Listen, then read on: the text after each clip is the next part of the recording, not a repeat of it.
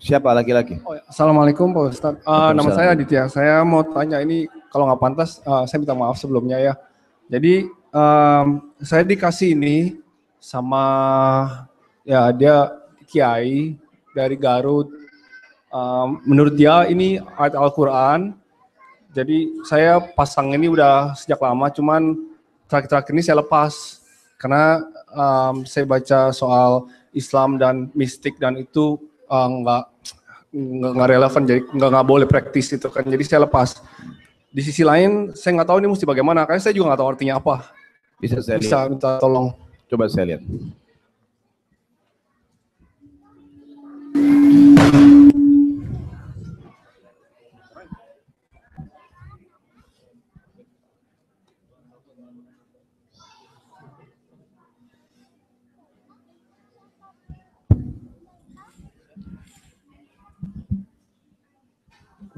Iya, ini sama ini. Jadi inilah ciri yang saya bilang buhul tadi ya. Jadi ciri buhul itu seperti ini, persis ini yang tadi saya bilang. Jadi di sini ada kotak, kemudian ada tulisan angka-angka Arab seperti ini di kotak-kotak. Ini punya makna ini, bagi mereka ini punya makna. Ini kemudian di sini juga ada gambar, lihat segitiga. Ya, ini yang tadi sudah banyak kita sebutin di buku itu ya. Dikasih tulisan segitiga, kemudian juga ada angka-angka. Ini juga ada kotak, kemudian huruf-huruf hijaiyah yang terpisah ditulis. Ini semua subhanallah yang saya sebutin tadi. Kemudian di bawah sini lihat ada bintang, ya. Kelihatan nggak? Di bawah sini tuh ada gambar bintang, ada kode-kode apa ini, gitu kan? Dibuka dengan bintang, ditutup dengan bintang. Ini semua sama metode-metode yang digunakan oleh siapa? Orang-orang yang memang sebenarnya dukun, cuman mereka mengatasnamakan agama. Ini semua tidak ada. Ya. Ini semua tidak ada. Jadi perlu saya ceritakan begini Bapak Ibu sekalian. Ada pengalaman ruqyah di Jakarta. Ada satu orang, teman saya, kebetulan dia peruqyah. Dia cerita pengalaman, untuk kita berbagi pengalaman. Dia bilang, saya pernah ruqyah orang, kemudian waktu jinnya dia kesurupan, terus jinnya ditanya, kenapa kau masuk ke badannya orang ini? Dia bilang, orang ini manggil saya setiap hari 1000 kali. Orang ini manggil saya setiap hari 1000 kali. Kata peruqyahnya, memang orang ini manggil apa kamu? Dia bilang, orang ini setiap hari bilang, ya Jabbar 1000 kali. Jabbar itu kan namanya Allah ya. Tapi belum pernah ada sunnah dari Nabi SAW dibaca 1000 kali. Nggak ada zikir 1000 kali ya Jabbar. Karena dia amalkan yang Nabi tidak pernah contohkan, ternyata itu bisa mengundang syaitan. Dia bilang, nama saya Abdul Jabbar. Syaitan itu.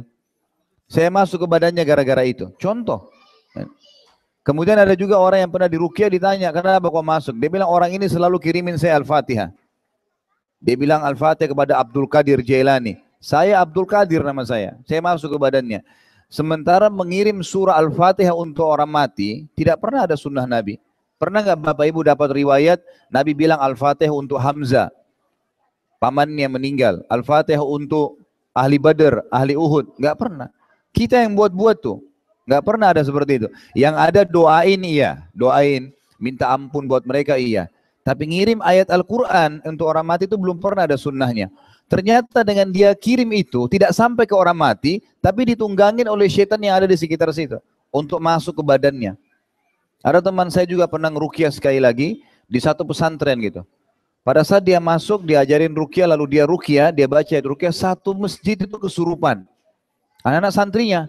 Lalu kiainya bilang, kamu ngapain murid-murid saya nih? Dia bilang, pasti Pak Kiai ada pelanggaran nih, nggak mungkin. Dia bilang, saya nggak pelanggaran apa-apa, coba renungin baik-baik, ada amalan-amalan enggak, ritual-ritual enggak? Ternyata setelah direnungin sama kiainya, memang ada ritual yang biasa dibaca malam Jumat 4000 kali. Ya, ada zikir-zikir itu baca 4000 kali, nggak pernah ada hadis baca 4000.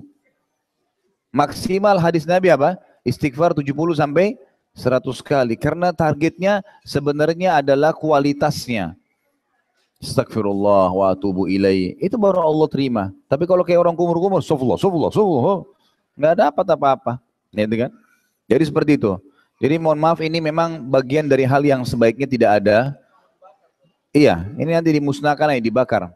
Semua yang begini ya, jadi ini contoh. Makanya dari awal dari pertemuan saya bilang kalau ada yang punya kertas, punya kulit, jimat, apa semua serahkan. Nanti kita jelaskan. Dan ini caranya sederhana.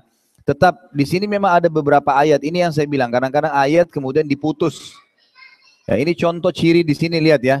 Ini kotak, kemudian ada di sini ditulis di pinggir-pinggir miring, tulisan miring.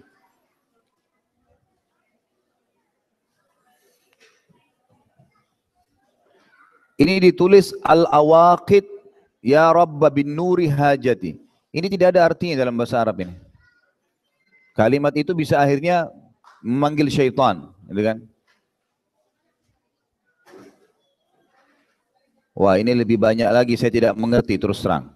Walaupun tulisannya bahasa Arab. Di sini ada wajada ala rizq. Wajada itu mendapatkan, ala rizq mendapatkan rezeki.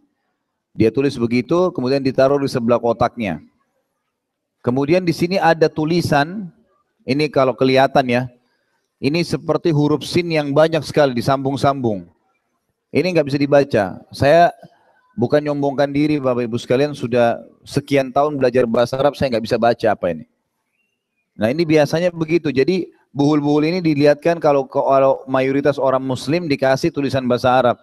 Nanti disisipin di situ beberapa tulisan-tulisan tentang masalah sihir itu. Nah ini biasanya dikasih untuk pelaris. Biasanya begini nih dikasih untuk pelaris. Bisa ini, bisa kain, ditaruh di tempel di tembok dan seterusnya. Jadi ini sebaiknya dibacakan surah Al-Falaq, cara musnahkan ya kalau ada di rumah apa? Tiup. Setelah baca Al-Falaq tiup. Bakar sampai musnah.